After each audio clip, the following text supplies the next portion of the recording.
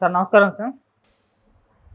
Sir మేమంతా సిద్ధం bus యాత్ర జగన్మోహన్ రెడ్డి గారు నిర్వహిస్తున్న విషయం మనకు తెలిసిందే కదా. అయితే నిన్న సభలో ఆయన మాట్లాడుతూ ఆంధ్రప్రదేశ్కి 3 రాజధానులు వచ్చేసాయి అని చెప్పారు. సో ఎక్కడ 3 రాజధానులు, మరి మీరే రాజధానిలో ఉన్నారు, ఆయన చెప్పిన ఆ 3 రాజధానులు ఏమంటారు సార్? మీ ఒపీనియన్ ఏంటి మరి ఆయన కామెంట్స్ పైన? అయితే నమస్తే సార్. సాక్షాత్తు ప్రజాసభలోనే కన్నార్పకుండా కటికాబద్దాలు చెప్తుంటారు వీడు అంటారు గ్రామసీమల్లో. అవును.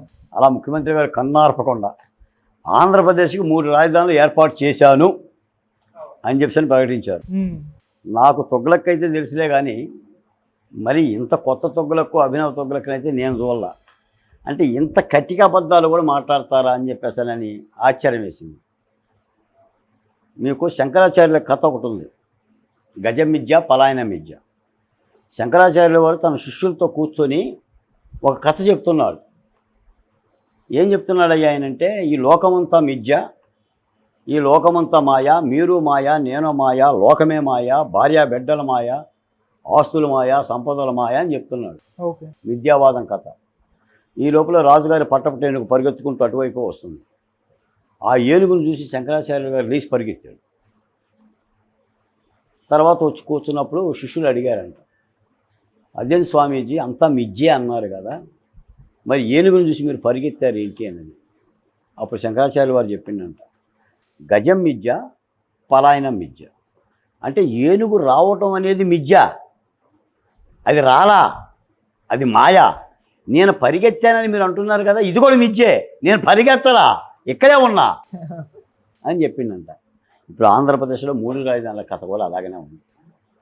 ఇప్పుడు 3 రాజధానులు అన్నాడు, న్యాయస్థానానికి వెళ్ళి 3 రాజధానుల బిల్లును ఉపసంహరించుకుంటున్నాను అన్నాడు. సుప్రీంకోర్టుకి వెళ్ళిపోయి హైకోర్టు ఇచ్చిన అమరావతి తీర్పు మీద నాకు స్టే కావాలన్నాడు. అసలు ఎక్కడ రాజధాని, ఏ రాజధాని? రేపటి ఎన్నికల్లో మళ్ళీ నేను గెలుస్తా, నేను గెలవగానే విశాఖే రాజధాని, విశాఖలోనే ప్రమాణ స్వీకారం చేస్తాను. ఒక దగ్గర ప్రమాణ స్వీకారం చేస్తానంటాడు, మరో దగ్గర 3 రాజధానులు పెట్టేసానంటాడు, వెనక్కి తీసుకుంటానంటాడు, ముందుకు నెట్టానంటాడు. అసలు ఇంత దారుణమైన పరిస్థితి ఏ రాష్ట్రానికి ఉండదు.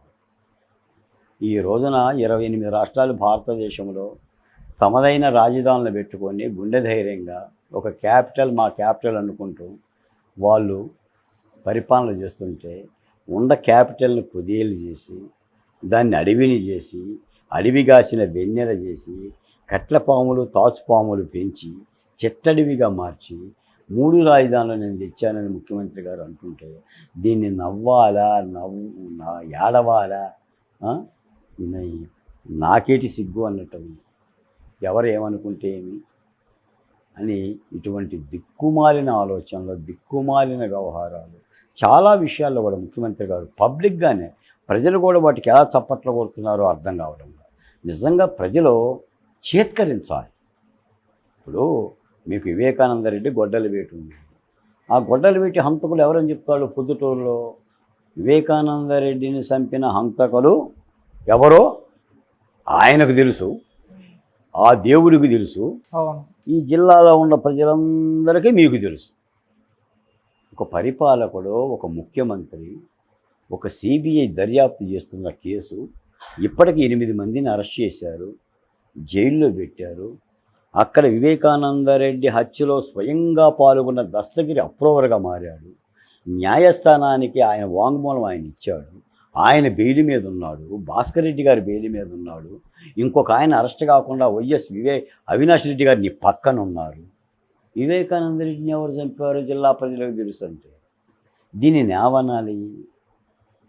దీన్ని ఎలా అర్థం చేసుకోవాలి అంటే, 2019లో వివేకానంద రెడ్డి హత్య జరగంలోనే ఇది నారాసుర రక్త చరిత్ర అని చెప్పి చంద్రబాబు నాయుడు చేతికి కత్తిచ్చి సాక్షి పేపర్లో నిలువెత్తు ఫోటో చేసి రాజకీయం చేసినట్టుగా 2024లో కూడా మళ్ళీ ఈ హత్య కేసుని, అసలు వివేకానంద రెడ్డి బతికున్నాడని చెప్పు, ఇవన్నీ ఎందుకు?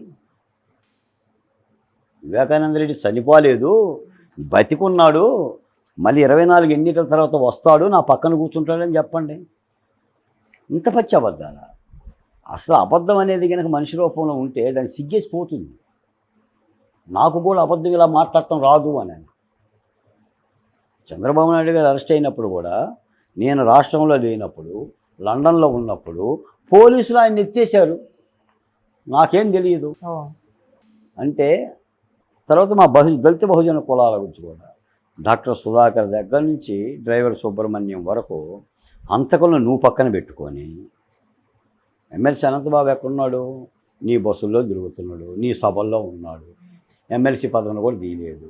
అతను పాత్రికేయ మీటింగ్ పెట్టేసి డ్రైవర్ సుబ్రహ్మణ్యాన్ని నేనే చంపా అని అరిచి మరీ చెప్పాడు.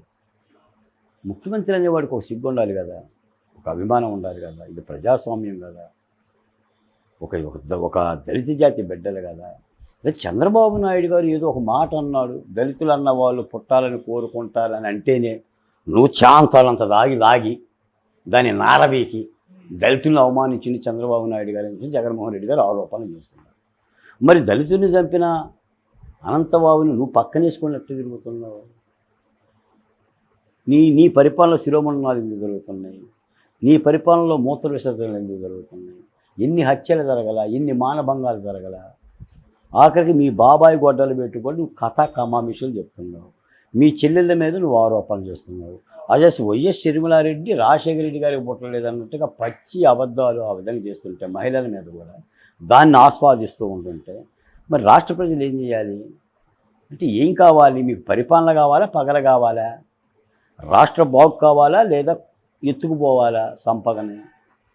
బ్రెజిల్ నుంచి కంటైనర్లో 25,000 కిలోల కొకైను విశాఖపట్నం దిగుమతి అయింది. అవును. ఇక్కడ దిగుమతి చేసుకునేవాడే ఉంటేనే కదా అక్కడ ఎగుమతి చేసేవాడు ఉండేది. ఆదిత్య మీరు ఆలోచించండి, మీరు ఒక ప్యాక్ బుక్ చేశారంటే మీరు డెలివరీ తీసుకుంటానంటేనే కదా నేను పంపించేది. అవును. కొరియర్ బాయ్ వచ్చి మీకు ఇచ్చేది. అంటే దిగుమతిదారుడు లేకపోకుండా ఎగుమతిలో రాదు కదా. రాదు. మరి ఇక్కడ ఎవడో ఉన్నాడు కదా ఇక్కడ విశాఖపట్నంలో, మరి వాడు అరెస్ట్ చేశారా? లేదు. మరి వాడు అరెస్ట్ చేయకపోతే ఈ 25,000 కిలోల కొకైన్ ఎవరు తాగాలి, ఎవరు తినాలి, ఎవడ నాశనం కావాలి, ఎవరి జీవితాలు శిథిలం అవ్వాలి? ప్రజలకు ఏం సందేశిస్తున్నారు? ఏం చేస్తుంది ప్రభుత్వ రంగ సంస్థలు, విచారణ సంస్థలు, కేంద్ర ప్రభుత్వ సంస్థలు ఏం చేస్తున్నాయి, రాష్ట్ర ప్రభుత్వ సంస్థలు ఏం చేస్తున్నాయి, ప్రజాపక్షాలు ఏం చేస్తున్నాయి? ఏ బిడ్డల భౌతవ్యాన్ని ఉరితాలకు బలి చేస్తారు? మీరు ఏ రాజకీయ పార్టీని అయితే ఏ మంత్రి చేస్తేనే వాడిని అరెస్ట్ చేయాలి కదా. అవును. ఇప్పుడు కొకైన్ 25,000 కిలోలు వచ్చింది, అంతకుముందుకి 8,000 కిలోలు వచ్చినాయి. ఎక్కడికి ట్రాన్స్పోర్ట్ చేస్తున్నారు? మీకు విశాఖపట్నం అటవీ ప్రాంతంలో పండించే గంజాయికి కరీంనగర్ జిల్లాలో తాగి చనిపోతున్నారు. మా గ్రామాల్లో గంజాయి వచ్చేసింది, బిడ్డలు ఛిద్రమైపోతున్నారు, కొట్లాటగా మారిపోతుంది. తల్లిదండ్రుల పట్ల కూడా ఒక మూక సైన్యంలాగా ప్రవర్తిస్తున్నారు. యాక్సిడెంట్లు జరుగుతున్నాయి, దాడులు జరుగుతున్నాయి, ఆత్మహత్యలు జరుగుతున్నాయి. మొన్న ఒక దళిత కుటుంబం బహుశా రాయలసీమ జిల్లాలోనేమో వాళ్ళ భూమిని కబ్జా చేస్తే యావత్ కుటుంబం 3 సభ్యులు ఆత్మహత్య చేసుకున్నారు. గీతాంజలి మరణానికి సంబంధించిన దోషులను ఎవరిని పట్టుకున్నారు మీరు? అమ్మాయి మీద మారీచుకుల్లాగా సోషల్ మీడియాలో అమ్మాయి మీద దాడి చేస్తే వాడు దాడి చేశాడు, ఈడు దాడి చేశాడు, వాడు దాడి చేశాడు, రాజకీయం చేశారే తప్ప ఎంతమంది దోషులను అరెస్ట్ చేశారు? ఎవరిని? అంటే ఇక్కడ కామన్ మ్యాన్ యొక్క శవాల మీద పేలాలు ఏరుకోవటానికి తప్ప ఇంకేం ప్రయోజనం ఉంది? ఇటువంటి పరిస్థితుల్లో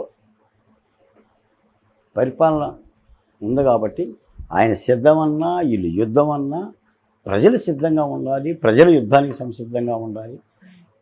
ప్రజలను ఎవరైతే పూర్తి స్థాయిలో దగ్గర చేసుకుంటారో వాళ్ళే విజయం సాధిస్తారు. కూటమి కూడా ఆ రకమైన పని విధానాన్ని ఎంచుకోవాలి. మేము 4 నాయకులు మైకులు పట్టుకొని తిరుగుతున్నాం కాబట్టి ప్రజలందరూ మా వైపు ఉంటారని అనుకున్నా, ప్రభుత్వం తప్పులు చేసినాయి, పాపాలు చేసినాయి కాబట్టి ఆ తప్పులన్నీ మాకు ఉప్పులుగా మారుతాయని అనుకున్నా కొద్దిగా ఇబ్బంది అవుతుంది. ఎందుకంటే ఇది ప్రజాస్వామ్యం. ఒక 10 మందో 100 మందో 1000 మందో 10,000 మందో ఓట్లేసేది కాదు. 4,80,00,000 మంది ఓట్లేసే ప్రజాస్వామిక రాష్ట్రం. ఒక పక్క దేశంలో సార్వత్రిక ఎన్నికలు, మరో పక్క రాష్ట్రంలో అసెంబ్లీ ఎన్నికలు జరుగుతున్న తరుణం. ఈ తరుణంలో జాగరూకత అవసరం. ఈ రోజున మేము ఎన్నో ఉద్యమాలు చేసిన వాళ్ళగా చెప్తున్నాం. చట్టసభల ప్రక్రియ వేరు, ఉద్యమాలు వేరు. చట్టసభల ప్రక్రియలోకి మాలాంటి వాళ్ళకి అవకాశం లేదు. అసలు ఆ రంగస్థలం మీద కూడా మేము కనిపించం. అది రఘురామకృష్ణరాజు గారు కానీ, నేను కానీ, ఇంకా నాలాంటి వాళ్ళు ఎంతోమంది కానీ. ఇక చట్టసభల ప్రక్రియని రాజకీయ పక్షాలే నెరవేర్చాలి. వాళ్ళు యుద్ధాన్ని సంసిద్ధంగా నడపగలగాలి. ఓకే. ఎదుటివాడు వినియోగిస్తున్న ఆయుధాన్ని బట్టి మనం వాడాలి. మీకు గతంలో ఎన్నోసార్లు చెప్పా. మీకు కురుక్షేత్రంలో దుర్యోధనుడు గద పడితే భీముడు కూడా గదే పట్టాడు, బాణం పట్ల. కర్ణుడు బాణం పడితే అర్జునుడు కూడా బాణమే పట్టాడు, గద పట్ల. జగన్మోహన్ రెడ్డి గారు ఏ సామాజిక అస్త్రం ఉపయోగిస్తున్నాడో ఎస్సీ, ఎస్టీ, బీసీ, మైనార్టీని తప్పనిసరిగా కూటమి అస్త్రాన్ని ఉపయోగించాలి. ఆ అస్త్రాన్ని ఉపయోగించకపోతే ఫలితాలు ఉండవు. మీరు సినిమాల్లో కూడా చూస్తూ ఉంటుంటారు. వాడు ఒక వర్షబాణం వేస్తే మనం నిప్పు బాణం వేస్తాం, వీడు నిప్పు బాణం వేస్తే వాడు వర్షబాణం వేస్తాడు. అలాగనే యుద్ధంలో కూడా, రాజకీయ క్షేత్రంలో కూడా ఆ నినాదం ప్రజలను ఆకట్టుకోగలగాలి.